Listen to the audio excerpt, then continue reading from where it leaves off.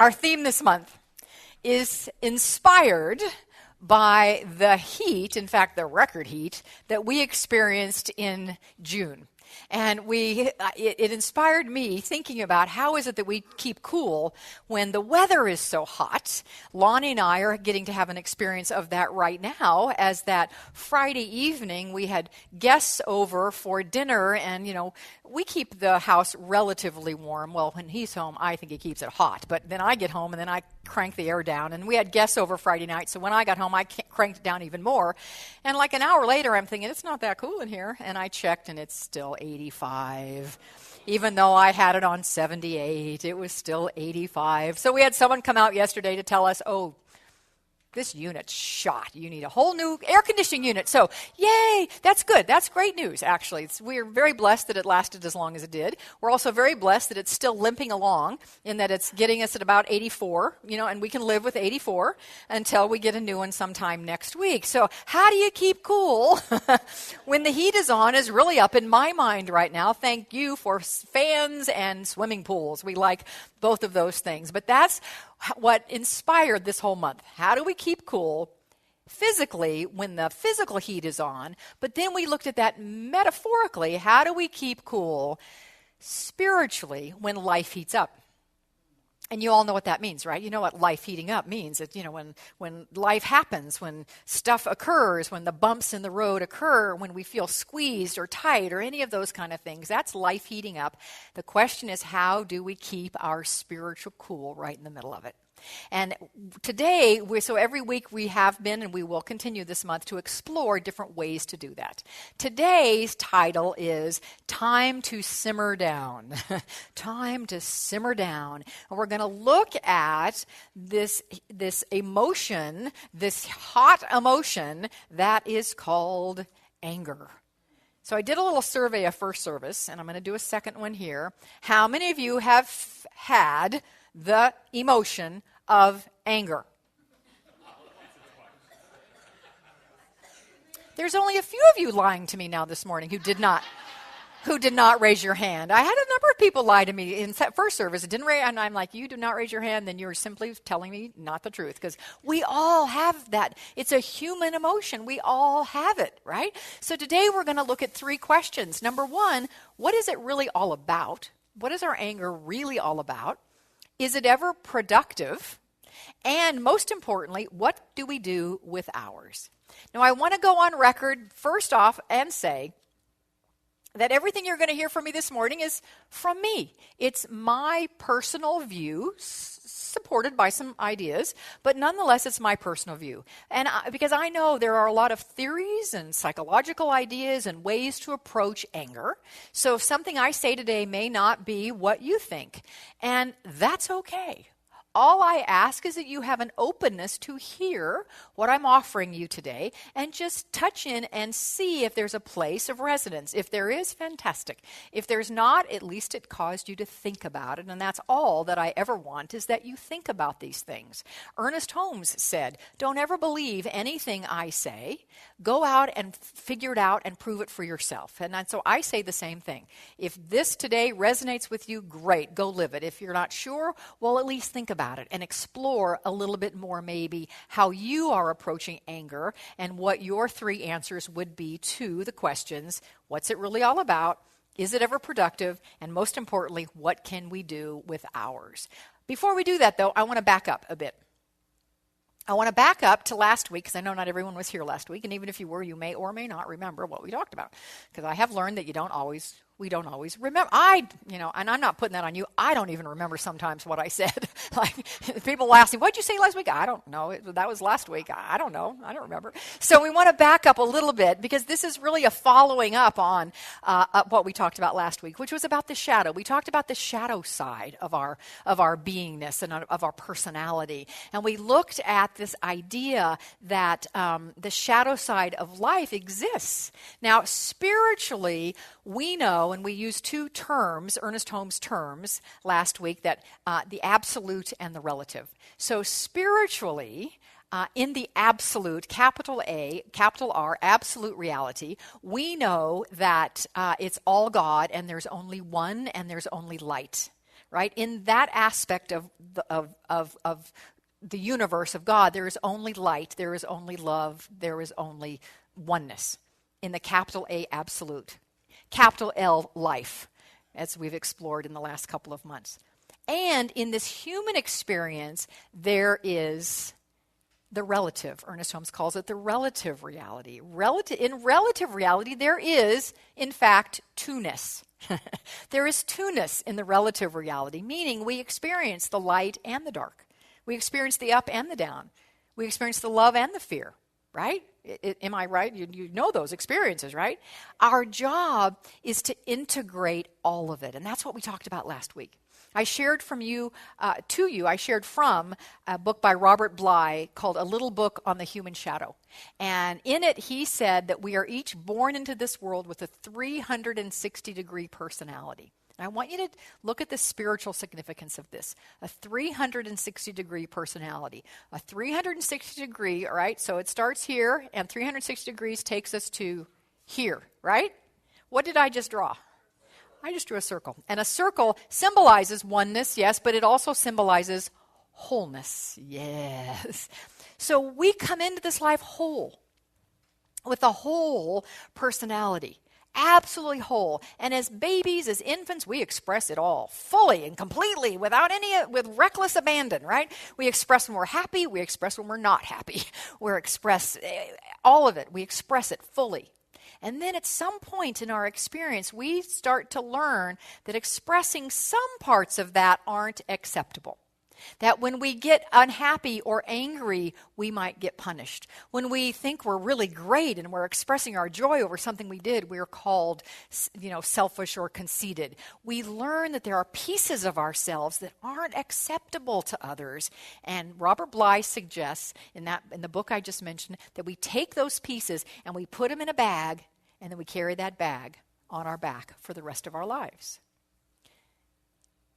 Ernest Holmes speaks to our wholeness. And last week, our whole journey of last week, and if you weren't here, jump online and listen to or see last Sunday's talk, because we talked about the importance of integrating what's in that bag. Not getting rid of it, not stuffing it, not pretending it's not there, but simply integrating it into our life so that we live from wholeness. Ernest Holmes speaks of wholeness in a book called It's Up to You, when he said, spiritually we are the offspring, if you wish to put it that way, or the manifestation or emanation of a universal wholeness. This universal wholeness is in us in a very true sense of the term, because as the originating principle of life we have is God, or universal spirit, out of which everything and anything was made. Therefore, everyone is truly born of God. If this is true, then we are primarily and fundamentally perfect no matter what we have done to ourselves, and I will add, no matter what anyone else has done to us.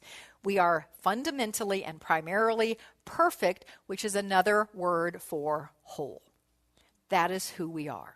So we come in fully expressing it, then we get shamed, punished, etc., for various parts of that personality. We stuff it in a bag and carry it around, but it's never gone. It's always there. And when we get squeezed, when life heats up, things come out. And one of them that comes out in a huge way is anger. And we are seeing that in our world in a gigantic way right now. I spoke last week about Orlando and Dallas, and now, today, there are two more that I'm aware of, probably more, but two more incidents that I'm aware of that have occurred of anger. And one of them happened in France last week, and one of them happened in Baton Rouge this morning, which many of you may not even know of. I learned before first service and then was told again between services that 6-7 police officers were shot in Baton Rouge this morning. So our hearts just are so, we sometimes look at that and go, oh my gosh, we just shake our heads like, what can I do? What can I do? Or we might get angry over that. I promise you, our getting angry isn't the answer. And we think, what can we do? There's nothing we can do. Yes, there is. There is something we can do. We can do it in this room right here this morning. We started the work last week. We're going to continue it this week. And that is to work right here. Work in integrating our hearts into fuller wholeness. Because as we become more living embodiments of the divine, Individually, we affect the collective. And there will come a day, and I stand here saying that it will be in our lifetime, where the tipping point occurs. Where the tipping point occurs, and we do not see any longer things happen like are happening in our world today. So yes to that? Yes, we say yes. We say yes to that. So today, time to simmer down. Anger. This thing that comes out of the, when I do this, I mean that bag, shadow bag. That's what I mean. It's coming out. And our anger can come out in so many ways. And sometimes we think, oh, I'm not angry. My anger doesn't come out. Oh, please, you're just kidding yourself. I said that all for a long time about, I'm not angry. I don't have any anger issues. I don't feel angry. But I had a sarcastic wit that could cut you to the ground. And I used it. This is a long time ago in a galaxy far, far away. Right? Before I woke up, before I did any spiritual work, when I was just plugging along, running into that maze, going into that maze and running into the bales of hay, like Sally mentioned. Take her class, it's going to be amazing. I had this caustic wit. And then, but the good thing about sarcasm is you can throw it out there and just cut somebody to the quick. And then when they respond wounded, oh, I was just kidding. Don't be so sensitive. I was just kidding. I was joking. So not only was my anger coming out that way, it was also coming out as a liar, because I wasn't kidding. So that's how mine showed up. So we all think, maybe some of us think, we don't have anger. Oh, yeah, we do. So the first question is, what is it really all about? What is it really all about? And this, as I've said about all of these questions, is my perspective on it. I invite you to just explore this. So in order to share this perspective, I need to give you a parable. Here's the parable. You're going to put yourself in the parable as the main character of this parable. Let us say that you are extremely hungry. I mean, you haven't eaten in a very long time, and you are so very, very, very hungry.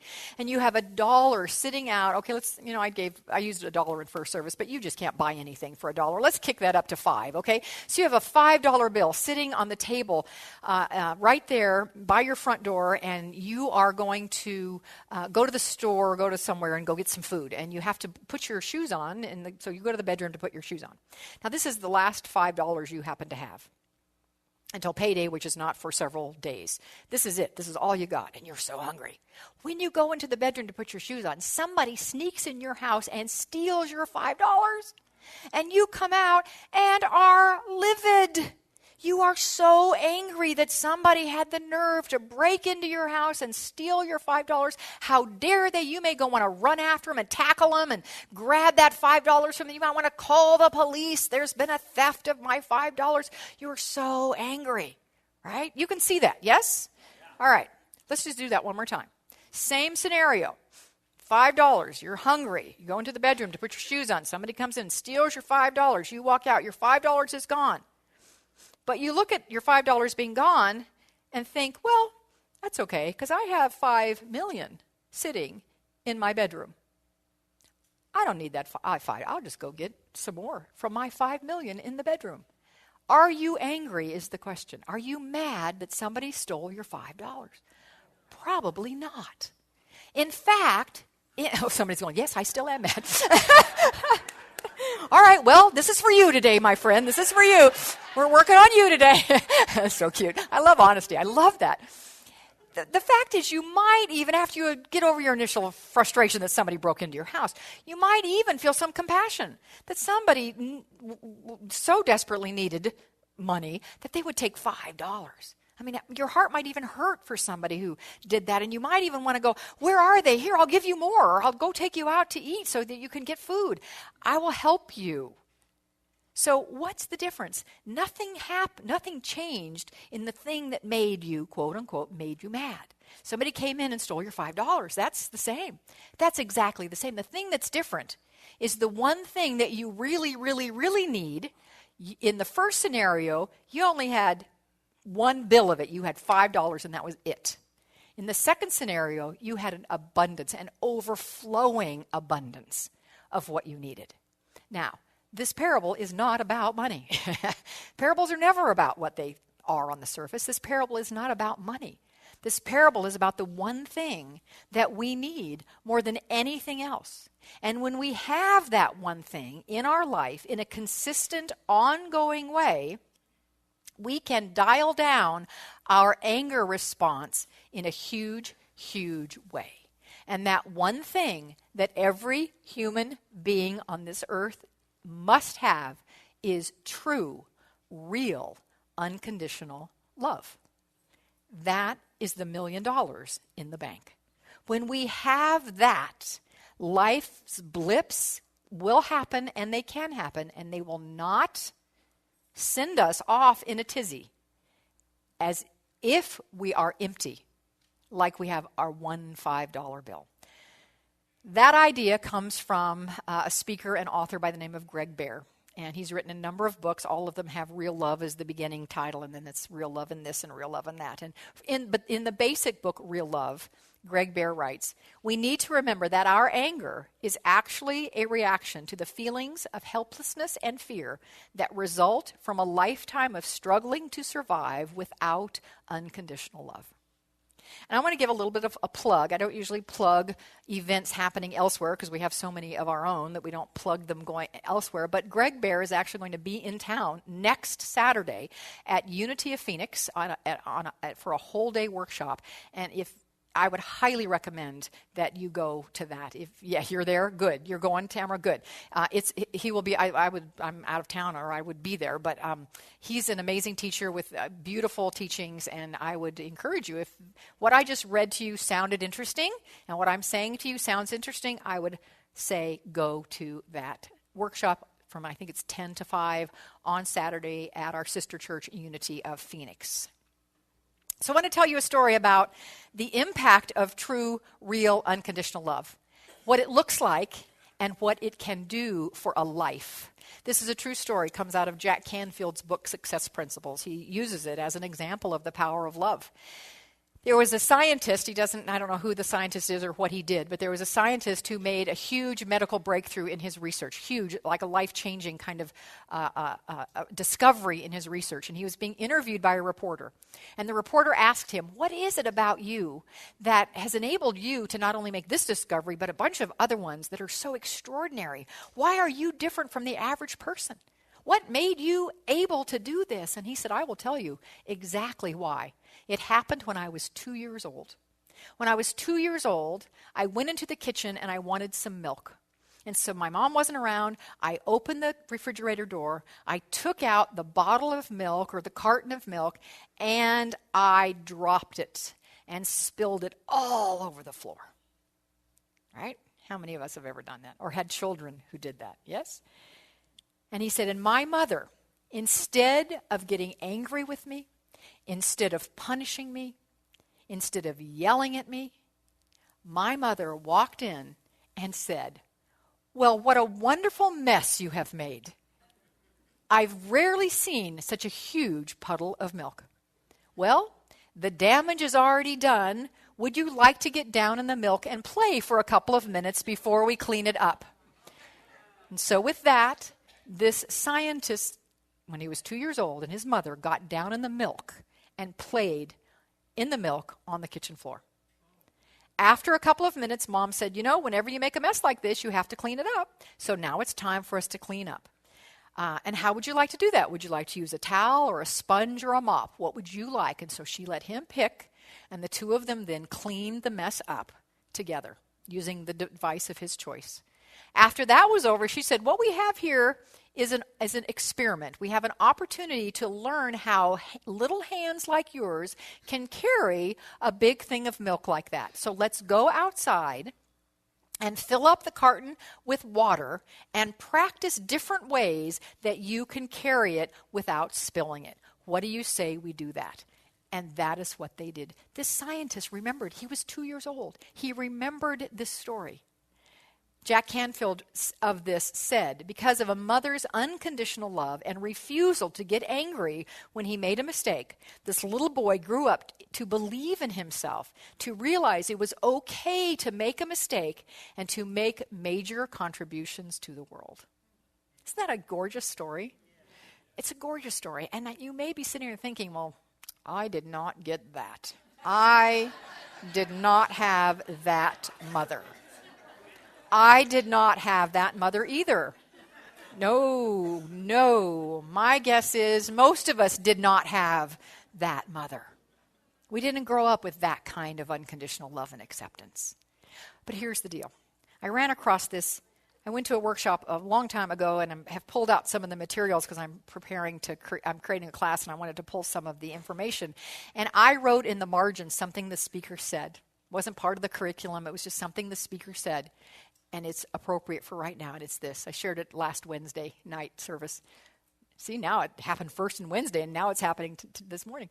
And that is, up until you're 14, you can blame your parents for whatever your unhappiness is, or your anger, or your upset. Up until 14, go ahead, blame your parents. After that, it is your responsibility. So I know some of us, 50 years old, still blaming our parents for this or that because they didn't love us the way. It's time, my friends, I say this with deep love in my heart, get over it. It is time for us to heal that and take responsibility for ourselves and to realize that your anger response is truly a response for not feeling loved. So we'll talk a little bit in a couple of more minutes about what do we do with that, but just know that from my perspective anyway, when we get angry, it really is a call for love. Ernest Holmes in the textbooks says, without love, nothing can be accomplished. With love, all things are possible. And when we love, our prayers are answered and the gift of heaven is made. The gift of heaven is life, not death, love, not hate, peace, not confusion. And we enter into this paradise through the gateway of love toward one another and toward God. Love is greater than all else and covers a multitude of mistakes. Love overcomes everything and neutralizes all that is unlike itself because love is God. So it is our responsibility now to find, to receive, to accept unconditional love from the divine, from each other. Can I use I'm just being inspired right now, Barbara. We had a little, can I say a little brief what we talked, thank you. Don't you love it? Like, can I say something? And she has no idea what I'm talking about, and I've totally put her on this. What is she going to say? No, Michelle, you can't share. No. Yeah, right. So Barbara, whose name I'm going to change, and I just had a little interaction after first service, and Barbara just said she felt loved by me, and I said, I'm so glad that you do, because I do. I love you so much. And I said to her, you let it in. You let it in. Not everybody will let it in. We are so loved by God, by others, but sometimes our own stuff is so up, we block it from coming in. So I want to publicly honor you for letting it in. Good job, and I invite all of us to open ourselves up to let it in. Let love in. So, because I know, I'm realistic, I know we live in this relative world where there is up and down, around and about. Perhaps we can't feel 100% loved 100% of the time. I get that. And therefore, we just might, even when we're open to love and practicing love and receiving love and engaging in love with the divine, we just might now and again still get angry. It's just possible. It just might happen. Is that ever productive? I love it. They're saying no. Well, my answer to that is yes or no. Depends on what you do with it. I'm not going to go into a long detail about this, but yes or no, depending on what you do with it. Remember, Jesus got quite angry a couple times. Actually, they were right in succession. I didn't realize this until I looked the scripture up again for preparing for this talk, that he got mad in the temple because of the money changers, and they were selling and doing commerce in the temple. He got very angry, and he threw over the tables, and he basically threw people out. He had a fit. He got very angry. Well, that anger, perhaps, scripture doesn't tell us what happened after that, but perhaps because he got angry in that way, there was a change made.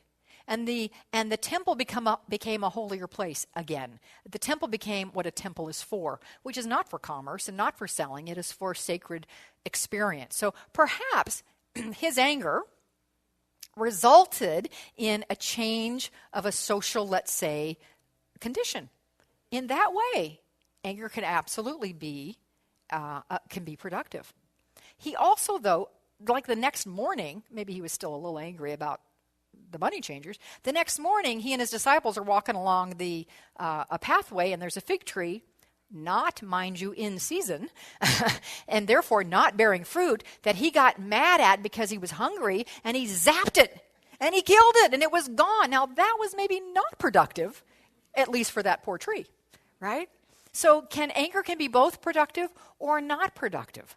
I learned that just this week, the AAA Foundation for Traffic Safety came out with a study, and I just have to tell you this because I am aghast actually at these statistics about anger on the road. So how many? I'm not asking you to raise your hands, but if these statistics are correct, there's about 100 people sitting in this room who are going to fall into this category. According to the AAA Foundation for Traffic Safety, they just did a big, long study. 80% of drivers in the USA, 80% of the drivers expressed significant, not just minor, significant anger, aggression, or road rage behind the wheel at least once in the last year. I'm like, she's back here. Oh, I was at least 5 times. At least 5 times I did it.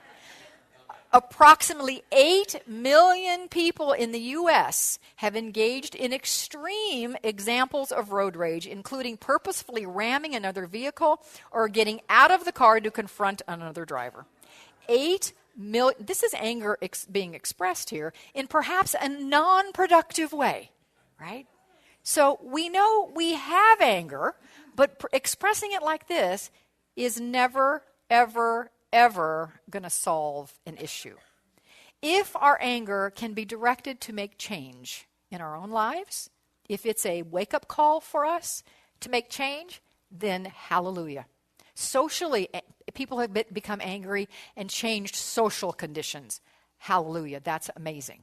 The civil rights movement happened because people were angry. The women's rights movement happened because people were angry. Yes, social change can come. Good absolutely can come from anger. How are we expressing it? What I want you to invite you into is to recognize, and this is getting into what do I do with my anger, to recognize that if you are ever angry, and this is what I hope you walk away with today, if nothing else, when you are angry, that you have a little thing in your brain that says, oh, I must need love right now. Oh, I must need love. It's not, oh, I must have you change. Usually that's we're angry with because we want somebody else to change, right? Oh, if you change, then I won't be angry. No. It's, oh, I must need love. What we do know is we do not want to hold on to that anger. We absolutely know that is not a helpful thing. That does not answer the question, what do I do with my anger? The answer is try to stuff it in the bag. No, that is not the answer. Ernest Holmes even tells us, and science now knows this, science is proving that when we hold on to anger, it causes, specifically there have been studies that say cancer, particularly of the gut area, is caused by stress and strife and anger. Unreleased anger. It causes cancer of the stomach. Science is now telling us this. Ernest, back in the 20s, said, when our minds are filled with thoughts of anger, hatred, and resentment, we are pouring into our body poisons in the making. Too much of this disturbs the upbuilding of body tissues, but degenerative thoughts can be turned into creative, energizing, vitalizing ones. Anger can be turned into love, and the very power that has been destroying can be made to build up. So how do we do that is, of course, always the question. The first way is to recognize when you are angry that it is a call for love. And if you need to go express it some way by banging a pillow or screaming into a pillow or stomping or whatever you need to do to get it out of your body, go jogging or whatever, do that. Do that. But I will tell you the way that doesn't work. I promise this. It never works to lash out in anger at the person you're angry at. I promise you. Well, just let me ask, because you've all done that, right? Every one of us has at some point yelled at, screamed at, gotten mad at somebody we love. Has it ever caused you to feel so good about yourself, about your relationship. You feel so much closer now. The person you just shrieked at is now feels so good about you and wants to get in closer. Let me just ask, has that ever happened to you?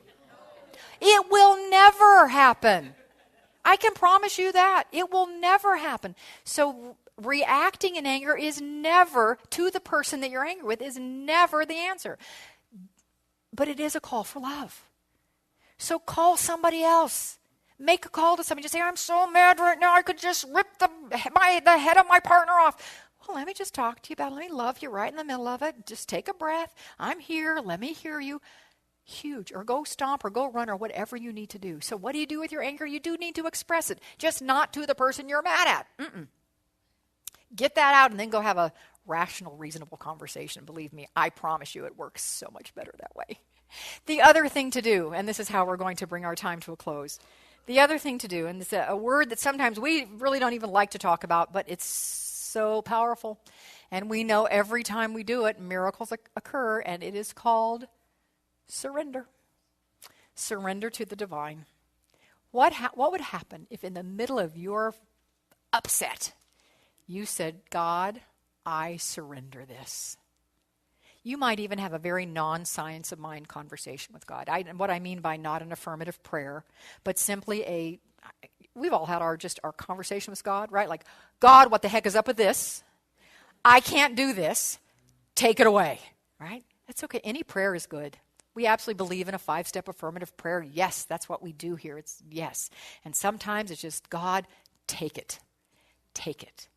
If you believe that the love of God can take your anger, it will. The master teacher Jesus made us a promise. He said, whatever you pray, believing, you shall have. So if we believe what the master teacher told us, and if you believe that God's love in the moment of your anger can pour over you, wash over you, to think of that Ricky Byers song, let the love wash over me. If you in that moment say, take it, I give it, and believe that God will remove it, it will be removed. Divine love will dissipate that anger. Divine love is who you are. Divine love is what lives as you. Divine love is what surrounds you. Divine love is your answer. I want to leave you with a final quote from co-founder of Unity, Charles Fillmore, who wrote, "The love of God must be felt in the heart. It cannot be described, and one who has not felt it the one who has not felt it can have no concept of it from the description of others. But the more we talk about it, the stronger it grows in our consciousness.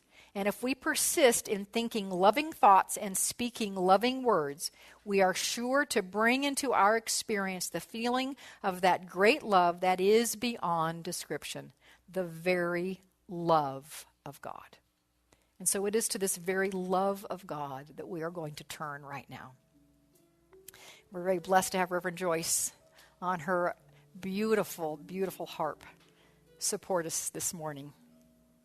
And so close your eyes, if you will. And I am guessing this morning that there isn't anyone sitting here that right in this moment is seething with anger. I suspect, I hope, that that's true. But there may be folks in this room who have had a deep-seated anger that has just been hanging around for a long time,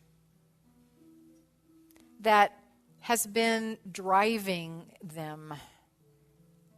They try to keep it stuffed, but it comes out of the bag in so many ways, like I had for so many years, and it snuck out as sarcasm.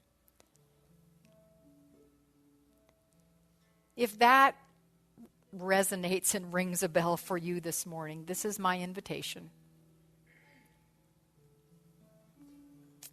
that we turn right now, and every single one of us has had anger at one moment, so we all turn to that one presence, that one power, that one life, that one energy, that one essence that we call God, that is love. We turn to that power now, knowing that while it is a power outside of us, because it is everything and so much bigger than us, it is also a power that lives as us. And so the power of love that we turn to is the power within us. And we make a complete and full surrender to that power of love. And we, in this moment, surrender all anger from yesterday or from 50 years ago. We right now surrender to the divine love that is within us, through us, and around us. And we know that in the surrender that we are returned to where we all really already are, but we don't always know, and that is to wholeness and to our divine perfection. This is my affirmation for us this morning. This is my prayer. This is my knowing that today we simmer down and that we allow love to be the guiding force in our lives. We allow this one power that is the power of love to direct all that we do, all that we say, all that we think, and all that we feel. And as each and every one of us does that, we build a world that works for everyone. For this I say thank you, God, and release these words into the divine law with the knowing that it is done. And so it is.